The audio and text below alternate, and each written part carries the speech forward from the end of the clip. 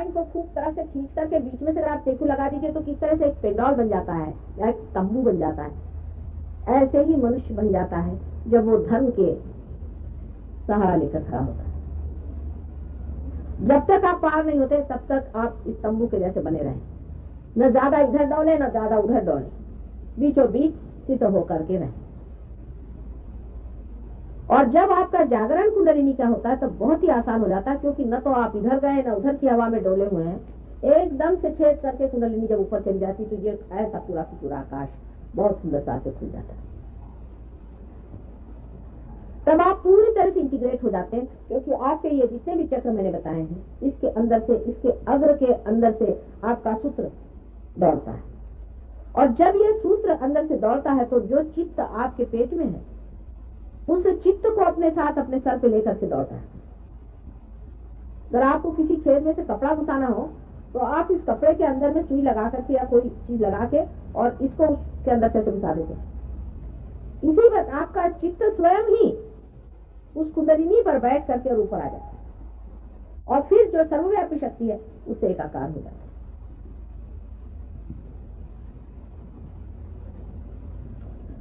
सहस्त्रार में जब कुंडलिनी आती है तब वो 7 ही चक्रों में एकाग्र करती है। तो सहस्त्रार का गुरु मंत्र है एकाग्रता, समग्रता, समग्रता, इंटीग्रेशन। सहस्त्रार का जो अवतरण है उसका काम है सर्वधर्मों का इंटीग्रेशन करना, सर्व सत्यों का इंटीग्रेशन करना, सर्व हृदयों का इंटीग्रेशन करना, सबके हृदयों का इंटीग्रेशन करना। पहले तो आपको अपने अंदर इंटीग्रेट करा दिया, उसके बाद हरेक के हृदय का इंटीग्रेशन करा, सबके बुद्धि का इंटीग्रेशन करा और सबके नाभि का भी इंटीग्रेशन करा। इसके लिए आप अगर सोचें कि आप ऐसी सुइयां ले लीजिए जो कि इस तरह रखी हुई है, आप समग्र करने के लिए इन सुइयों को बराबर बीचों बीच लाना पड़ेगा कि उनके जो छेद हैं सब एक साथ आ जाए। अगर इधर उधर रहेंगे तो जब अंदर से सूत्र जाएगा तो कुंडलिनी नहीं चढ़ पाएगी। तो कुछ प्रैक्टिकल चीज है, आप समझना चाहें। जैसे ये आग्रह मैंने आपको दिखाए थे, ये अब ये अगर एक के ऊपर एक ठीक हो इसमें से सीधे सीधे चली जाएगी कुंडलिनी। अगर ये खींचे हुए हो तो ये जगह बच जाएगी कुंडलिनी, हालांकि थोड़ी सी खिसक भी जाए ऊपर में तो भी ये चक्र में कमजोरी है, तो फिर वो दशक से नीचे आ जाएगी।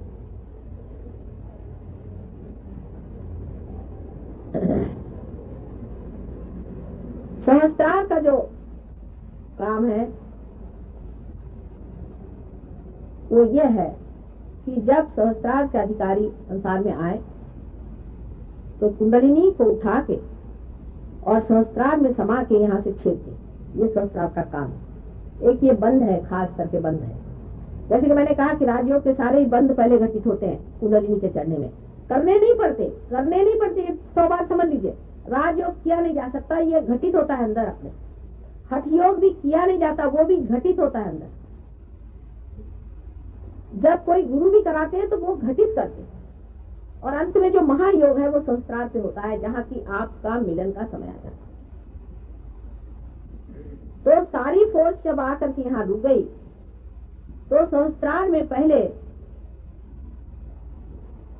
Entry into the kingdom of haven होता है। यही है किंगडम ऑफ गॉड, यही है। इसमें जिस वक्त आपकी एंट्री होती है तो पहले निर्विचारिता आ जाती है, क्योंकि आप आज्ञा को लांघ जाते हैं, निर्विचार हो जाते हैं, जिससे अब आपका चित्त जो है विचार की ओर ज्यादा फैलता नहीं। पहले व्यवस्था ये करनी, धीरे धीरे जो भी चित्त जितना भी सकिंग कर सके कुंडलिनी ऊपर में सकिंग करनी। जब कुंडलिनी ने उसको ऊपर खींच लिया, शोषित कर लिया, जितना भी हो सका उतना ऊपर आ गया चित्त आपका, फिर वो आपकी मूर्धा जो है जिसको कि कहना चाहिए कि ब्रेन के नीचे का हिस्सा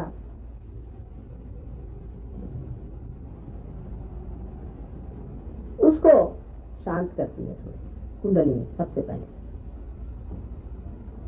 और उस मूर्धा से हमारी जो दोनों ये नाड़ियां हैं, जिनको कि ईड़ा और पिंगला कहते हैं, उसमें वो थोड़ी बरसती है कुंडली। सब में नहीं होता, बहुतों में होता है। उसकी वजह यह कि जिनकी ईड़ा या पिंगला नाड़ी नादुरुस्त हो या बहुत कार्यान्वित हो, मैंने सिंपैथेटिक जिनका बहुत चला है, तो उनके खींचे रहते हैं ऐसे ऐसी चीज। तो कुंडलिनी मूर्धा पे आकर के, मूर्धा नीचे की प्लेट है, आज्ञा में क्रॉस करने से पहले की बात,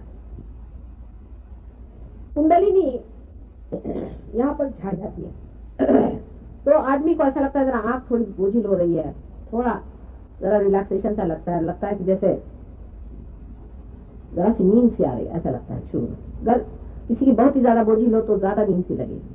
फिर वो इधर छा जाती, छाने के बाद ये जो दोनों नाड़ियां हैं ये हल्की होने लग जाती। और हल्की होने का मतलब यह है कि इन नाड़ियों पे आने पर इनके जो अग्र हैं वो ठीक होने लग जाते हैं धीरे धीरे।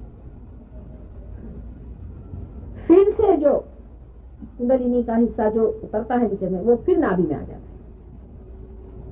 और फिर ऊपर चढ़ता है। अब ये सारे बंद हैं, बहुत लंबी चौड़ी बातें, वो सब मैं नहीं बताऊंगी आपको। बहरहाल वो ऊपर चढ़ती, फिर ऊपर चढ़ने के बाद फिर से आज्ञा चक्र को अब लांघती है। असल में पहले तो आज्ञा चक्र को छूती है थोड़ा, जब आज्ञा चक्र को लांघती है तब डायलेटेशन ऑफ द प्यूपिल होता है। इसलिए मैं आपसे कहती हूँ आंख आप बंद कर। अब डॉक्टर का कहना है कि सिंपैथेटिक है पैरासिम्पैथेटिक, पता ही उनका अभी तक इस पर झगड़ा है। उनको यह नहीं पता है कि डायलेटेशन ऑफ प्यूपिल एग्जैक्टली सिंपैथेटिक है कि पैरासिम्पैथेटिक है, क्योंकि अभी उनका भी समझौता नहीं हो पा रहा सब चीजों पर। बहरहाल उनसे तो अब हम लोगों से कुछ कहना नहीं, लेकिन डायलेटेशन ऑफ द प्यूपिल होता है। आंख एकदम काली काली हो जाती है। अब ये फॉरेनर्स जिनकी नीली हरी आंखें होती हैं वो भी ऐसी काली काली दिखाई देती है, तो कहते हैं कि माँ हमारी आंख काली हो गई। मैंने कहा तुम मेरे बेटे हो तो मेरे जैसी तो आंख हुई थी तुम्हारी। तो जो प्यूपिल एकदम डायलेट कर जाती है, कभी कभी किसी किसी में इतनी डायलेट करती है उस वक्त, एक क्षण भर के लिए ऐसा लगता है जैसे कि सब अंधेरा हो गया, एक क्षण के लिए, लेकिन अधिकतर दिखाई नहीं देता। किसी किसी को होता है, उसको घबराने कोई बात नहीं, एक क्षण के लिए होता है। एक लेडी हमारे पास लेडी डॉक्टर थी, उनको मैं रियलाइजेशन दे देती, उनका पूरा नहीं हो पाया, तो उनका मैं जा रही मोटर में जाते जाते उनको ऐसा लगा कि जैसे अंधेरा हो रहा है, तो गाड़ी एक तरफ कर दी। थोड़ी देर उनको ऐसा लगा और उसके बाद उनको एकदम ऐसा लगा जैसे खिल गई हूँ।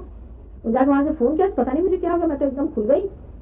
तो ऐसा मुझे रास्ते में हुआ था, माँ वो क्यों? तो मैंने कहा कि डायलिटेशन ऑफ द प्यूपिल हो गया था तुम्हारा, और आंखें इसीलिए मैं कहती थी बंद कर दीजिए। तो कुंडलिनी बेचारी रुकती है, वो इतना सोचती है, वो जानती है सब कुछ, इनकी आंख खुली है तो अभी जरा रुक के खुली तो इनके एकदम से आंख हो जाएगा तो घबरा न जाए। बहुत संभाल के, बहुत नाजुक, धीरे धीरे रजगामिनी जैसे उठती है, धीरे धीरे धीरे धीरे आपकी आंख ठीक से देखते देखते, और फिर तो संस्कार में इसका बंद पड़ जाता है जब कुंडलिनी आ जाती है इसमें। मैंने आपसे पता नहीं बताया कि नहीं बताया कि कुंडलिनी चीज जो है वो जैसे कोई रस्सी होती है ना, उसमें बहुत से बल होते हैं, उस प्रकार अनेक बल से बनी होती है। तो पहले तो एक दो बल ही कि जो बिल्कुल ही पियर्स कर जाए, बिल्कुल अंतरतम, मतलब बिल्कुल जिसे ब्रह्म नाड़ी कहते हैं। ये जो सुषुम्ना नाड़ी में है, इसकी बराबर बीच में एक ब्रह्म नाड़ी है। अब इतना लंबा चौड़ा मैंने बताया नहीं सब बारी, उसके अंदर से निकालते हैं, उसके बगैर तो कोई इलाज नहीं। बहुत ही सूक्ष्म चीज है।